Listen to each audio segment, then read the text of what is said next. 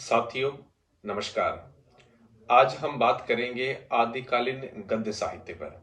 हिंदी साहित्य के इतिहास में प्रथम काल आदिकाल में, जिसकी समय सीमा आचार्य रामचंद्र शुक्ल संवत 1050 से लेकर 1375 विक्रमी तक मानते हैं। इस समय सीमा के भीतर हमारे समक्ष गद्य साहित्य की लगभग 8 रचनाएं उपलब्ध हैं। आज हम उन 8 रचनाओं पर बात करेंगे। पहली रचना है राउल वेल। ये रचना कवि रोडाकृत है। इस रचना में राउल नामक नायिका का नखशिख वर्णन हुआ है। देखा जाए तो इस दृष्टि से हिंदी साहित्य में नखशिख परंपरा का ये प्रथम काव्य है। इस रचना में कलचूरी शासक के किसी सामंत की 7 नायिकाओं का नखशिख वर्णन किया गया है। यह रचना का जो पाठ है वह शिलांकित है, जो इस समय मुंबई के प्रिंस ऑफ वेल्स नामक जो म्यूजियम है उसमें सुरक्षित है। हिंदी की गद्य पद्य मिश्रित चंपू काव्य की यह प्राचीनतम रचना है। इसका गद्य लोक भाषा मिश्रित है।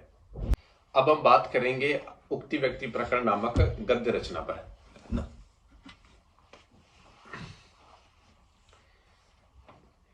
इसके लेखक हैं दामोदर शर्मा।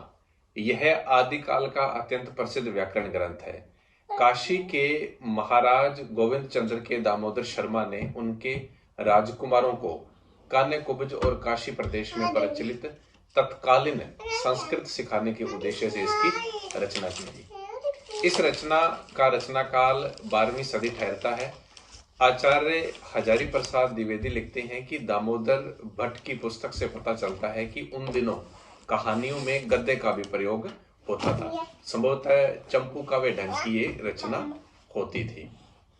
अब हम बात करेंगे वर्ण रत्नाकर नामक रचना पर, जिसके लेखक हैं ज्योतिरीश्वर ठाकुर। वर्ण रत्नाकर विश्वकोशात्मक ग्रंथ है, यानी कि मैथिली का विश्वकोश। आचार्य हजारी प्रसाद द्विवेदी ने अपनी पुस्तक हिंदी साहित्य का आदिकाल में लिखा है कि 14वीं सदी के 2 संस्कृत पंडितों विद्यापति और ज्योतिरीश्वर ने अपभ्रंश को अवहट कहा है। मैथिली गद्य की रचना बंगाल एशियाटिक सोसाइटी द्वारा सुनीति कुमार चटर्जी एवं पंडित बबुआ मिश्र के संपादकत्व में प्रकाशित हुई थी। आदिकाल की एक और चर्चित गद्यात्मक कृति है कोल्यमाला कथा। इसका रचनाकाल 835 विक्रमी